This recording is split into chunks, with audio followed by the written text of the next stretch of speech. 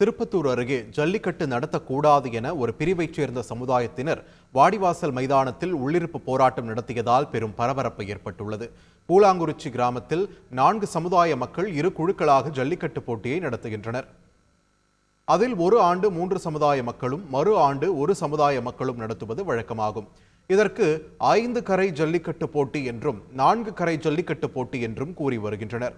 இந்த ஆண்டு 4 கரை சமுதாய மக்கள் ஜல்லிக்கட்டு நடத்துவதற்கான அனைத்து ஏற்பாடுகளும் செய்துள்ளனர்.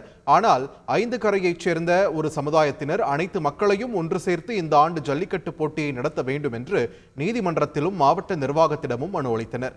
கால அவகாசம் இல்லாததால் வரும் காலங்களில் இது குறித்து முடிவெடுக்கலாம் என அதிகாரிகள் தெரிவித்ததை ஏற்காத அவர்கள் இன்று உள்ளிருப்பு போராட்டத்தில் ஈடுபட்டனர். 2 மணி நேரத்திற்கும் மேலாக உள்ளிருப்பு போராட்டத்தில் ஈடுபட்டவர்களிடம் காவல்துறையினர் நடத்திய பேச்சுவார்த்தையில் சுமூக முடிவு எட்டப்பட்டதால் போட்டிக்கான ஏற்பாடுகள் மேற்கொள்ளப்பட்டன. செய்திகளை உடனுக்குடன் தெரிந்து கொள்ள உடனே சப்ஸ்கிரைப் பண்ணுங்க.